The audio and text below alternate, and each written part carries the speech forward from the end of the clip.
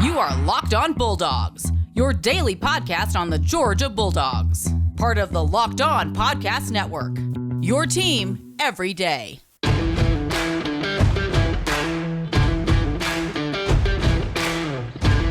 Hello and welcome to the Locked On Bulldogs podcast. I am Daniel. I'm Clint, and we are thrice once more. M-Dubs is here, intern, executive producer, no longer legal analyst, and also... M-Dub's doing it Cheers. right. Cheers, gents. Cheers to you Okay. too, sir. Cheers. Cheers to you all. Hey, if you found Locked On Bulldogs, we are here because we're fans. We're all fans of UGA. And yes, people, I will become a fan of UGA basketball. Just give me some time. I got deep into the weeds. And they stung me. They hurt me. I learned a great deal about the team. Oh, And then all the team went to other SEC schools. And so now I know more about other SEC schools than I do our Bulldogs. So that's where I'm at. Severe Wheeler, first team, preseason first team all SEC selection. Okay. Well, that's great. Hey, if you found the podcast, if you're listening to us, if you're watching us over on YouTube, glad that you have done so. Dan's going to let you know how to subscribe and do all that stuff, but just want to let you know how the lay of the land works. We are fans first and foremost, so we're going to talk like fans do. We're not going to talk like gurus or insiders. We're going to give Homer takes hard and fast and with passion to 11. This is where we are. This is us. No rival fan bases to come into the comments. This Florida fans, conspicuously absent from the comment section. Really thought we might be seeing some of them, but are there Florida fans still? Are there still Florida fans? That's the question we should be asking. It was a kind of a disappearing trick. Like they showed up for a couple of episodes, pre LSU game, and Sure. then went back in their hole.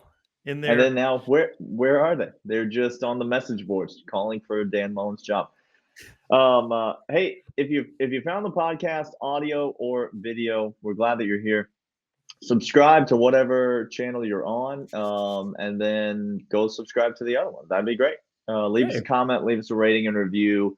All those things are helpful. Thank you to all of you who are, if you're new to the show, this is what you get, just Georgia fans talking about this team, about football, basketball, and the like. And so you stumbled in on a mailbag day. So we got questions we're going to try to get to. I've got some pulled up on a sheet here. Some of them we've kind of already answered throughout the course of the week. Some of them we've talked about a little. Some of them we'll just get M-Dub's take on. And so we've got lots to get to today, and I'm not going to go with these in any particular order, but I am going to start with a question from John Tweet Sports, who is a friend of the show, long time listener, first time caller. He's not really a first time caller. He's a multiple time guest. This is the first question he's ever submitted. And he simply asks, does it even make sense to start JT Daniels next week against Florida, or should we save him for when we play a ranked team? And so, Clint, these are your thoughts? Your thoughts on that? I'm sorry, Daniel. Do you enjoy? We're not going to warm up, guys. I'm sorry, No. Clint. We're just going to go right in. We're diving right in. Let me ask you a question. Okay. It's a question that I've been. You the right. Who do you think you are? It's a question What gives you the right? It's a question that when I'm in Vegas, I get asked by dealers every so often at the blackjack table, in which you get dealt 2 10s and you think about splitting them. I'm sorry. Is the question? Sorry, sir. Are both of those drinks yours? No, because they know as I'm doing this, it's already answered. I'm not holding this for anybody. Okay, right. They ask. If you think about splitting 2 10s, there's a question that comes after that from the dealer and from everybody else at the table. If you had something that was in fact 20 inches, why would you cut it in half? That makes no sense to me whatsoever. You'll get there, Daniel. I wouldn't care to not. Is it an option to never get there? Here's the point. If you like good things, why would you hate not seeing good things all the time? On that note, I'm pretty sure John was joking with that question, by the way. But on that note, Caleb asks, which injured player are we most excited to get back? Out of everyone who's missed time this year, which one player? We asked a similar question to Brooks Austin on the podcast on Wednesday, and he had an answer at the top of the list. His answer, same as Caleb's answer, which was Jorge Pickens. So, fellas, is Jorge at the top of your list, or are you going to go somebody more like JT Daniels, who we were just talking about, or somebody else? I think it's got to be Jorge, because you put Darnell back. How many people does it take to cover Darnell? The world 7? may never know. We've never seen it done. Correct. We've never seen it done, so no one can know. It's incalculable.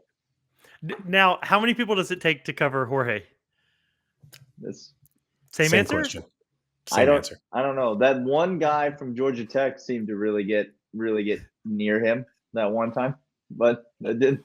That was more like that was more like Jorge getting close to him. He got near him. I see. Yep.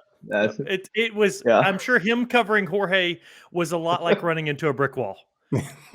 Yeah. Or good being analogy. Run. Yeah. Very, very similar. Yeah. Good analogy. I just think, man, you put Jorge on one side, you put Darnell on the other side. How many defensive players are allowed on the field? Give them 22. Give them 22. I don't care. Yeah, sure. I mean, those guys are just absolute. They are magnets for coverage, and they're gonna open up AD, Arian, Brock. So 100% Jorge. Clint, different answer? Same answer? No, it's a different answer. Okay, I love it. Oh, it's a different answer. How in the world are we going to roll into any game of significance with Dan Jackson as our free safety? Thank you. That's the answer. I cannot, in any good conscience, roll into any significant game with him as our starting safety down. I can't do it. So if you told me Jorge won't be back this year, but he will be back next year, but you have Christopher Smith for the rest of the season and he will not get injured, I'm taking that every single day and twice on Sundays. I agree. I asked that question to Brooks yesterday, trying to give him an opportunity to wow us by putting Christopher Smith number one, but that's who I would have put number one as well on that list, ahead of JT Daniels, ahead of Jorge Pickens. And I think, to me, the list is Christopher Smith first, JT Daniels second, Jorge third is who I would put. Yes, sir. Is what I would make my rankings. And again, not the same caliber player, Chris Smith and Jorge Not Pickens. at all. But when you look at competence of backup, Dubs, you mentioned it. We got Darnell, we got Brock Bowers, we got A.D. Mitchell, we got Ladd McConkey, we got Marcus Rosemary coming back at some point. There are weapons on the outside. Jermaine Burton's going to get back and be 100% again, and so there are weapons. We need that help in the secondary. I don't, just to the untrained eye, when you're watching the Kentucky game, didn't it feel like every play Kentucky made, the nearest defender to the person making the play was Dan Jackson? Like he made a lot of tackles. He blew the coverage on the motion to that touchdown. That was his tight end that he was supposed to cover. Everybody else was running with their man. That tight end coming out was his, and he didn't run with them. So yes. More Jorge related questions. People really know where the bread is buttered. Amanda asks, would you rather, and this is a great Locked On Bulldog style question. You ready for this? Would you rather have Jorge Pickens play for Georgia for the rest of the season, or have Rodrigo Blankenship play for Georgia for the rest of the season? Oh, she hit us right in the money maker. She said, Amanda, I had you here. Amanda, welcome. And then I just hit you right in the side of the head with it. Somebody, I can't even remember who it is now. show yourself, own your take, whoever you were that said this to us. Said that Rodrigo Blankenship was not that good of a kicker, that it was recency bias was the reason that we liked him so much, and that he never hit any kicks of significance. I think meaning he missed that field goal in the South Carolina game, and then that was the conversation that we had. I believe the quote was, other than the Notre Dame game, when he got the scholarship, he never hit another meaningful kick, which I don't know. I enjoyed watching the Rose Bowl, but apparently other people were just passed out drunk on the floor. I don't know. Danny, that was Tennessee last week. That was no, they weren't passed out. That would have been better if they had all been passed out. No, they were wide awake. Correct. They were wide awake, actively hurling objects. That's right. They are That's making correct. trebuchets. If they knew what a trebuchet was, they'd be making one, but they don't. Is that a cheese? Yeah.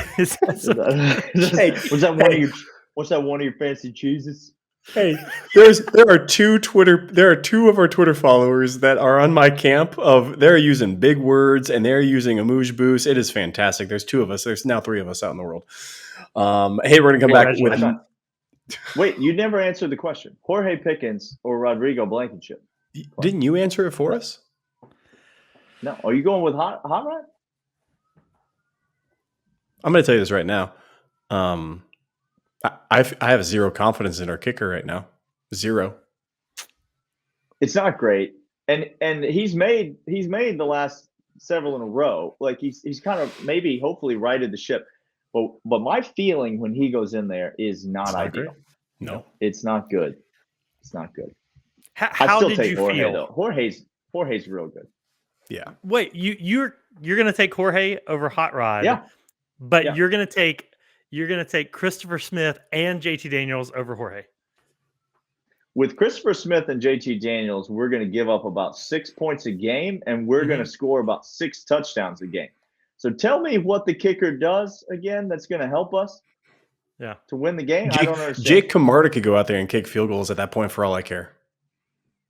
And speaking of Clemson game, did we not see Jake Camarda sinking 45-yard field goals pregame? Oh, yeah, he could do it. Yeah, he could do it. Hey, this episode of Locked On Bulldogs is brought to you by McDonald's, proudly serving communities since 1965. McDonald's has always been more than just a place to get tasty, affordable food. It's a place where friends and family come together to reconnect, a place where classmates can meet up for a study group, knowing they'll have dependable Wi-Fi and list supplies of French fries and McFlurries. M-Dubs, this sounds like our kind of place. Sounds like we need to have dream. This is getting to be a real thing for us. Why am I not recording this podcast at a McDonald's right now? French fries, McFlurries. Well, the Wi-Fi is reliable. This is everything we need for the podcast. That's what I'm saying. All right, guys, pack it up. It's your place. You always look forward to stopping on a long road trip to rest your legs and refuel. We know that we have all our favorites. My kids with McNuggets or McFlurries back in the day. You always remember those straws they had that were the spoon, but also it was a straw. You know, you could use it as a straw, and it was like that big around in the center of it. It was fantastic. Yeah. If you come after a Little League game, get food for everybody, coming home with that delicious smell of fries. So head over to your McDonald's to refuel and reconnect. Did somebody say Locked On Bulldogs watch party? I mean, I'm just saying we're talking doing the podcast, but let's just go ahead and double this up. Let's just double this up right now. Can we offer cash rewards if a listener will send me like proof that you walked into McDonald's, you put up a screen, you had say a they projector. won't. Say they won't. Look, M-Dubs, I'm telling you right now. I'm telling you this right now. We have some. Don't put that out there. This used to be a little mom and pop podcast, Dubs, where like we could just say nonsense like that and no one was listening to us. People will actually do that now. Like not so anymore. Okay. Somebody will do that. So you got to be careful. You have great power, M-Dubs. Hey, make sure to make it over to McDonald's. I'm loving it. Yes, there it is. Nailed it. Brought it home, Clint. All right. I got some more questions. Just slowly setting up in the corner. Sorry. No words. Just. Or just walk straight. Just walk straight in. Walk up to the gal behind the counter and say, "Excuse me, I'm here for the Georgia Locked On Bulldogs watch party. Where's that? Where's that? We were gonna do it at Chili's, but we're not. Well, we got thrown out. Look, there's another contender throwing his hat in the ring for next year. Chili's was definitely not going to be it. Chili's, don't even try to sponsor this podcast. We won't do the read. Okay. Lit Lego from YouTube wants to know our thoughts about JT versus Stetson. I think we've already talked about that enough. He wants to know why we don't do videos that are 45 minutes or an hour, because he says these are too short. So M-Dubs is going to be putting out a 1 hour weekly video, just him. It's just a solo M-Dubs. He's going to grab that guitar behind him and just serenade you as he's answering these questions. He's going to be plucking along.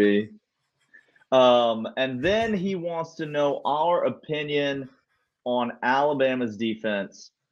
And he wants an early, not a score prediction for the game. He wants an early prediction of how many points Georgia scores in the SEC championship game against Alabama. So here we are. There are 5 other defenses better than Alabama in the SEC. At least. At minimum 5. Okay? And LSU is one of them, by the way. Oh, no. Wow. Just Arkansas, better defense. I don't know if I'd go that far. I know. Arkansas, better defense. Auburn, much better defense. Mm-hmm. I can't put. I mean, us clearly. That was a given. How do you feel about Texas A&M versus Alabama? I mean, if only there was evidence. If I had film, data. Right? We don't if I have had any film. data. Florida's defense is better than Alabama's defense. I was going to put Florida on there, but I was a little nervous of doing it. But I think you're right. I honestly think Florida has a better defense. South Carolina has a better defense than Alabama. That defensive line for South Carolina is stout, guys. Like I'm not making that up. They're a good defensive line.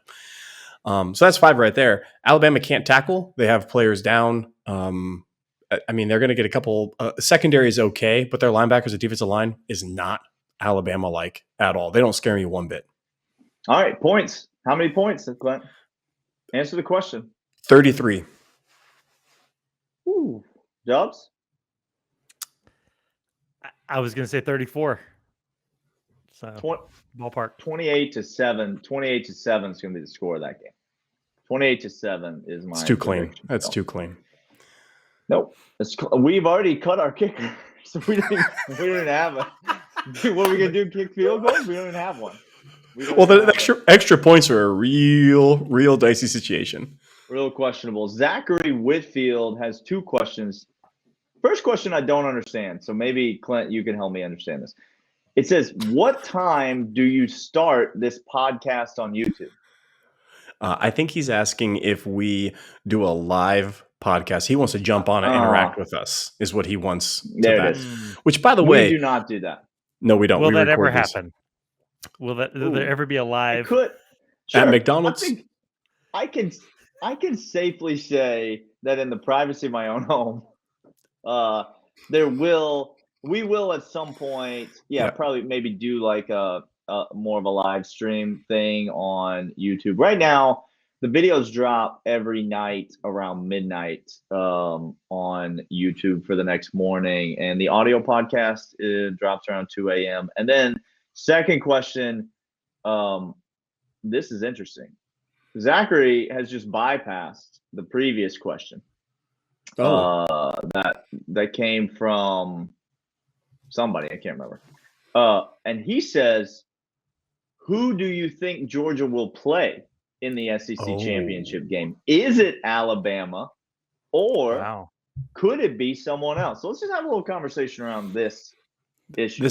By the way, this is a real question. And if you guys don't understand how real this question an is, actual question. Go look at the schedule. We talked about Ole Miss yesterday, Daniel, on the show. If Auburn beats Alabama and Ole Miss has a good run through, it's a real problem. Ole Miss has not played Auburn yet. Auburn has not played Alabama yet. Both Ole Miss and Auburn have one conference loss.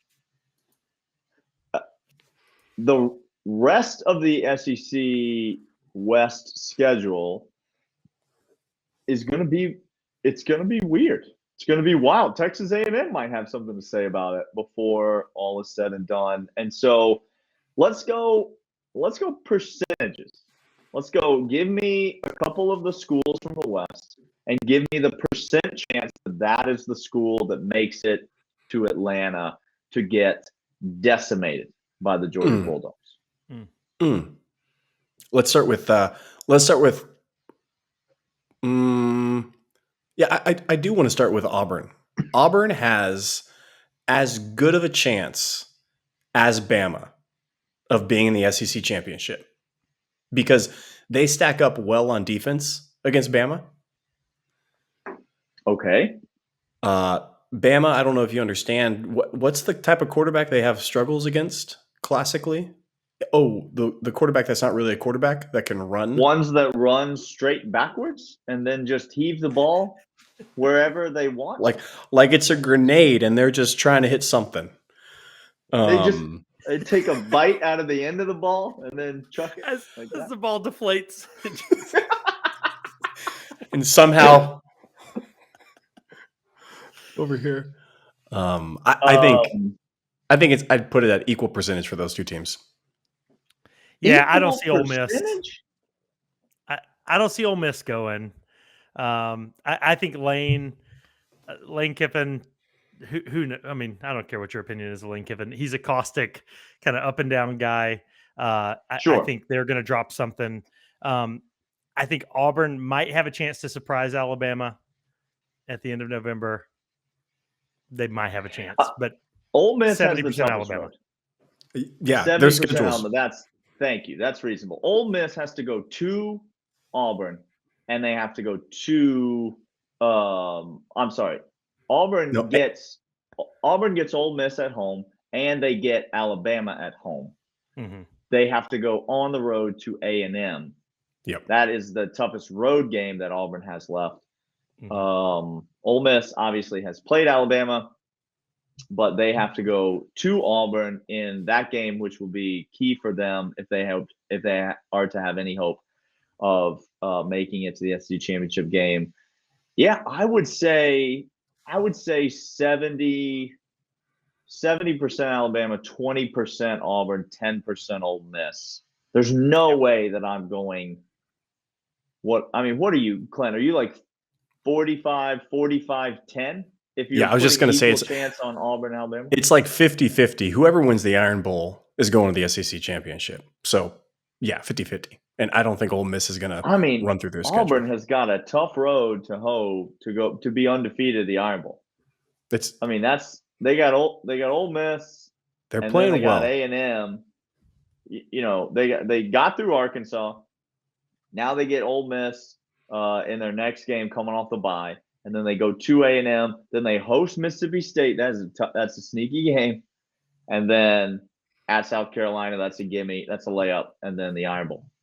I might drop 5% chance on A&M because they host Auburn in College Station. They already have the head-to-head against Alabama. So then they've just got to get past Ole Miss and LSU. LSU in Death Valley, no joke. But how is Jimbo going to make a game plan when he's already interviewing in Baton Rouge? How's he going to do that? Well, Jimbo spent 9 months game planning that Alabama game, so he doesn't have that luxury of time. All the time is gone. Texas A&M does need help, obviously, though. They have 2 conference losses already. Auburn and Ole Miss. Ole Miss does not control their own destiny because they lost to Alabama. But Auburn does control their own destiny because they have only lost in the SEC to an East team. And so Auburn and Alabama both control their own destiny getting to Atlanta. So you got to give them the highest percentages, I think. Yeah, Texas A&M needs some weirdness to happen. All right. Ryan asked. We're gonna get to Ryan's question. We got a few more that we're gonna get to as many of them as we can, but we're off the rails as per usual. But before we do that, though, let's tell you about betonline.ag. They are your online sportsbook experts. They're the place that Clint and I and Dubs all go to place our wagers on college football, Major League Baseball, NBA. We don't bet on the NBA because we like to keep our money and not give it away to other people. And so we bet on the NFL sometimes. We bet on college football quite a bit, Major League Baseball. Hockey's back. If you're into betting on hockey, you can do that at BetOnline. BetOnline.ag is your online sportsbook experts. Enter the promo code Locked On, and you'll get a 50% welcome bonus on your initial deposit. That's free money that you'll be given to make wagers on top of the money that you deposit. It's just that easy at betonline.ag, your online sportsbook experts. Also, want to let you about Built Bar. Built Bar is the tastiest protein bar on planet Earth. I had some blueberry muffin ones come in the mail, and let me tell you right now, underrated blueberry muffin. I did not have high hopes for it. I put it in my mouth and I thought, no, you didn't. Here we go. We're here. This is fantastic. You popped that blueberry muffin in the freezer. Now you got a real situation going. Somebody, yeah, that's dessert. That's right.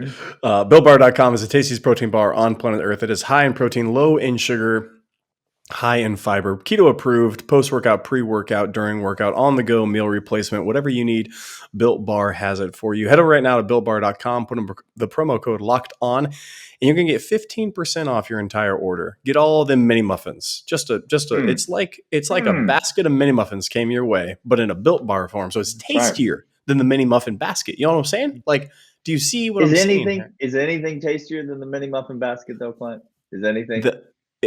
What if I was to tell you, yes, Daniel? Wow. Wow. Over at BuiltBar.com, promo code Locked On. What questions you got for us? Speaking of tastier than a mini muffin basket, Clint. Sure. Locked On Bulldogs insider Kenny, just another reminder.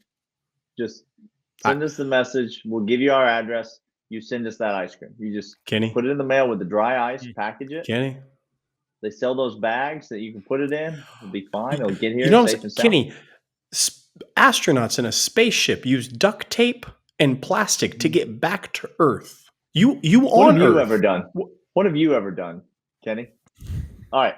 Ryan asks more of a philosophical, big picture question. Okay. But I like it. This should be fun. No, it's we're all going to go to the Monk's Retreat. We're all going to go to Todd Monken's happy place. All right. Ryan asks, is there anything that can be done about the refs in college football? He says, this is the worst season of officiating that I've ever seen. And it's not just Georgia games. It is every college football game. Clint, you seem to have an idea. It's the only idea that will make sense. And yes, it's broken. It's the worst. Tell the people. It's horrible. There's one way and one way only.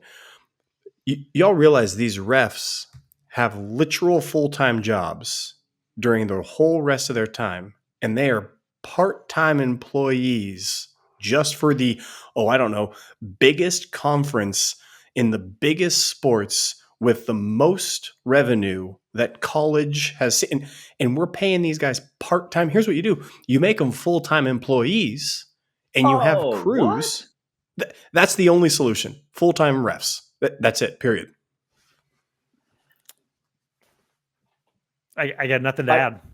Agreed. Look, do you know that the NCAA grossed $1 billion last year? The U.S. Treasury had a printing press stolen, and I know exactly where it's at. It's in SEC headquarters. But $1 billion was what they pulled. You're telling me that you can't hire 150 full-time employees for $1 billion? M-Dubs, you're a numbers guy.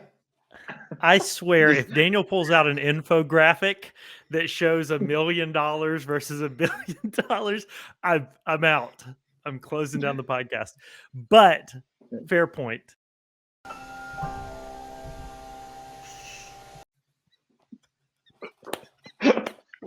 Well played. It The had more to you be know. done. Man. It had to be done. Honestly, I'm going to Okay. say I do work in software. I work with a lot of startups, with market caps where they have a certain revenue stream that's not even $1 billion, but they burn money on seemingly needless things. How can you not invest a chunk of money in the thing that keeps your sport credible, that keeps it watchable? Come on, invest the money, get the refs. Ryan also says, can we start pushing harder for Jordan Davis for Heisman? Ryan, the answer is nope. We cannot. For two reasons. Number one, Jordan Davis is not going to win the Heisman. Number two, Jordan Davis, I don't think cares about winning the Heisman. I know Kirby doesn't care about Jordan Davis winning the Heisman because Kirby literally said he doesn't care about Jordan Davis winning the Heisman, which would seem harsh unless Kirby knows that Jordan Davis doesn't care about winning the Heisman. So Jordan Davis is a guy who is with the Redcoats, like making friends with them. People, he is not interested in rubbing elbows up in New York City. He don't care about that. No, he should get an invite to New York City. He should. He should get an invite. But could we push for a 2021 remake of Godzilla starring Jordan Davis? We could push harder for that. 100%. It's already been filmed, is the thing. Like, we would just have to show clips that have already been. It'd be the lowest budget movie in the history of the world. The video's already out there. It's already been shot. Hey, Tiffany takes concern over that low budget comment. Okay. All right. Rapid fire. We're going to try to get through some more questions. Do you think that Tennessee fans should be forced to play all their remaining home games? I'm going to assume this was supposed to read without fans in the stands, but it actually reads, do you think Tennessee fans should be forced to play all their remaining home games with fans in the stands? Bigger punishment for Tennessee. As a punishment, we're going to force you to have fans. Let Tennessee fans into the game where the Tennessee players are. That's like that, that's like that old parenting trick where if you catch your kid smoking, you're like, you're going to smoke this whole pack in a day. I'm sorry, do we need a moment for us, Clint? Is that how you parent your children? That's not how I parent, Daniel. No, I'm not a degenerate. I'm teaching them how to curate a good cappuccino. Yeah, that's true. I'm not a Tennessee fan. That's right. Do you think anyone will come within 14 points of the University of Georgia in any game, including playoffs and championship games for the rest of the season? Within 14 points. Within 14 points. No. Will someone score more than 14 points on us? Probably. But will anyone come within 14 points of us? No. So not only is your prediction that this team is going to go 15-0, but your prediction is that apart from an opening night victory against Clemson, this team will not have any team within 2 touchdowns of it for the entire season. Correct. Wow. Clint, let's go. Care to go that far? I got one team that I think if we match up could be a little scary. Cincinnati. I'm just look. I'm just saying. I'm just saying. It's not actually Cincinnati, though. No, it's not actually Cincinnati. It's not. No, okay, it's Oklahoma. Thank the Lord. No, it's Oklahoma.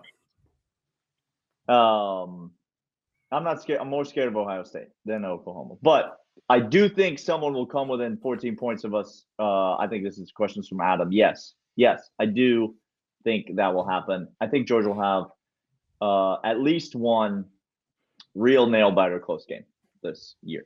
How many sacks do you think our defense ends the season with? Oh my 11 gosh. billion. Yeah. Right now we have 109, 125 QB hurries or pressures this year. Wow. Is that real? No, it's real. It's one of those two numbers that before the Kentucky game we had either 125 or 109. I can't remember what. Maybe the next closest was 25 or 26 or something like that. Which we could end the season with over 200 pressures on the year. Like yikes. Georgia currently, just for some reference, 7 weeks into the season, Georgia leads the SEC in sacks at 25. We're sitting on 25 sacks right now as a team. If we were to go 15 games, our season's about halfway over. So let me put the over-under for you. 50? At 51.5. Over-under 51.5 sacks for the season for your University of Georgia Bulldogs. Oh, I'm going under, but I think the hurries spikes. What a loser. What a loser. Hey, I'm the one who said nobody will get within 14 points of us. Come on, I got to choose my optimism here. No, you don't. You're next M-dubs. question, I think we can optimistic answer. all the time. I think we can answer this one quickly. Does Dan Mullen get fired at the end of this season when Florida goes 7-5? The answer is no. He's the best coach in college football. You can never fire him. You can never let him go. He's a treasure. He makes offensive game plans that no one else can ever think of in their wildest imagination. You could be in the monk's retreat on shrooms and not think of the things that Dan Mullen comes up with. Okay, you keep him there forever. He's a national treasure. I just right in there. I'm telling you, he has great management of his other coaches, great personnel hires and development. He's going to create a gargantuan giant over there.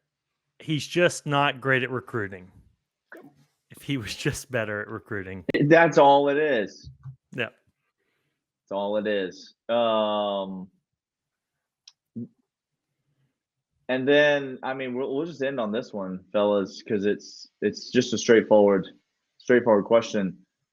Is this Georgia defense the greatest defense in college football history? Ever. I mean, 100% yes. I haven't watched all the games in college football history, but I'm going to go ahead and say yes anyway. I'm going to say yes. 100% best defense in college football history. And maybe the best offense in college football history. Time will tell. I'm not sure, but we'll see. We get Jorge Pickens back. Did Catfish play defense? Daniel, you're the expert on listen, it's inconclusive. His name was Catfish because he bit the head of a catfish off. Correct. It's nebulous. No one knows when he lived. No one knows when he was alive. You don't know when he played for University of Georgia. Listen, okay. If you're new to the podcast, first of all, if you're new to the podcast, you stopped listening or watching this episode about 28 minutes ago. So we're talking to the OGs right now, and you understand what that reference was. And so I'm glad that you're still with us. All right. He said, when did Catfish play? I think that's my favorite moment in podcast history. That moment that we're if we were on YouTube at that time that was being recorded, I'm almost losing it right now. Guys, I was on the floor. We had to losing stop the recording. And I had to stop the recording. Yeah, it's fantastic. All right. Thanks for listening. There's old archived episodes of the podcast. If you want to get into the weeds in the early days, you can go to the audio podcast. subscribe to that. Leave us a rating and review. Enjoy a weekend, maybe away from college football. Maybe you're just going to be sitting degenerately watching Pac-12 this weekend. I don't know what you're going to be doing. Enjoy your time away. We'll be back on Monday. We're going to have a big week next week. It's Florida week, and they're very bad, and we're very good, which is going to make for a really fun week of podcasts. So come back and see us next week. Subscribe and leave us a review, and we'll see you guys then.